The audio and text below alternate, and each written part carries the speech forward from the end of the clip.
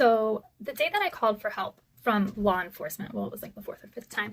One of the times that was the last time that I saw my son, they came and were trying to the situation. CPS came soon after. And there was two women that showed up. They just let themselves in my house. And I was like, nay, you go. One of the head are they called deputies? The sheriff said, I know what you're thinking, that they just take children, but I've seen how much your family needs help. And that's what they do. They help families and children and stuff like that. This was a traumatic day where, I'm crying and want services for my son and for myself so we can move past this and learn techniques for these meltdowns.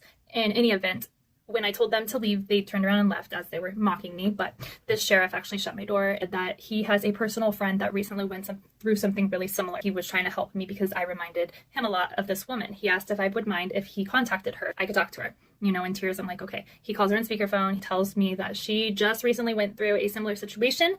And she too thought that if she spoke to CPS, that her son would be removed. But she said her life has changed so much in the last month in such a great way, and she was so thankful. She said she was provided wraparound services, respite care, yada, yada, yada. This sheriff left me a voicemail like a couple days later, and he was inquiring as to how my family was doing. Very nice, but I was really upset. I did not contact him back. Well, the day, I think it was a couple months later, of adjudication, disposition, whatever it's called, where they tell me that they're going to keep my son, I texted him, and I said, you were wrong. He's like, who is this? And I told him, and he asked if he could call me. And I said, okay, sure. He calls me and he told me that I could be comfortable, have to be on high alert because he's calling me as a civilian and not as a sheriff. And I have that conversation recorded and I am going to out his name, but I'm going to play it for y'all. Tell me if you think the sheriff that was here that day intended for me not to see my son. So what was I wrong about? I'm sorry. I was just letting you know that I haven't seen my son since that day. I understand that you called. You're the deputy that made a call to a friend who was talking about, I just wanted to let you know that you weren't accurate about them, and I'm just hoping that moving forward, there's more diligence when dealing with the agency so other families don't have to go through what my family has had to go through. Meaning with ECFS? Yes. I'm sorry you're going through that. That's the only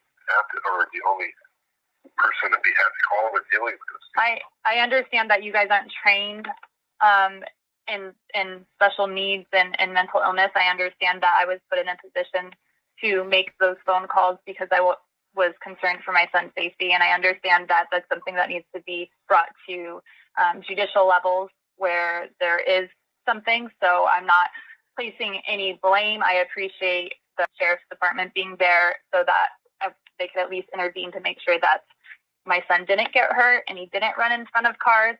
And I understand that may be the only, avenue, but I just hope that you guys, if you're called to other people in the situation, that you guys are absolutely certain that something terrible is going on. So, Tam, Joseph, have you been able to go visit him? I have not seen him since the last time I saw you. Oh my gosh, I'm so sorry. It's okay. Where do they have him at? He spent 3.5 weeks in the hospital where I was not allowed to visit because after a year of COVID, people still can't figure out how to do things. And I'm sorry, do you have an attorney? I'm calling personally. Well, she told me the CPS and the sheriff's department statements were more credible than my actual hard evidence in my testimony. I asked to have sheriff's subpoenaed that have been to my house multiple times. I asked for CPS to be subpoenaed. I was the only person who showed up to every single trial. Yeah, I didn't. Social worker said that someone said this or someone wrote this down and it's credible. People need to testify, and it's been really, really tough.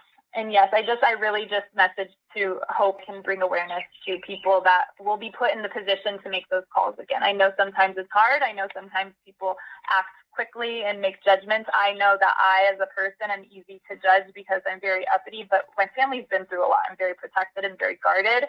And I have every right to be because, if you're bit by a shark, you might go back in the water. But if you're bit by a shark again, are you ever going to go in the water again? The last time I saw you was the last time I saw my son. Oh, I'm sorry you're going through that. I have 2 daughters and I'm divorced, so I can understand. I've been able to see them.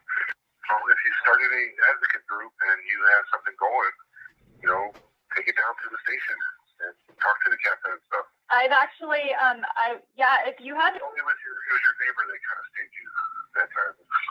He had told her the same thing the day before. well, they did not include her full statement, and they did not include my roommate's statement whatsoever. Yeah, it's very unfortunate. I do know that if I had been able to hire an attorney, this wouldn't be at this point, but it is. So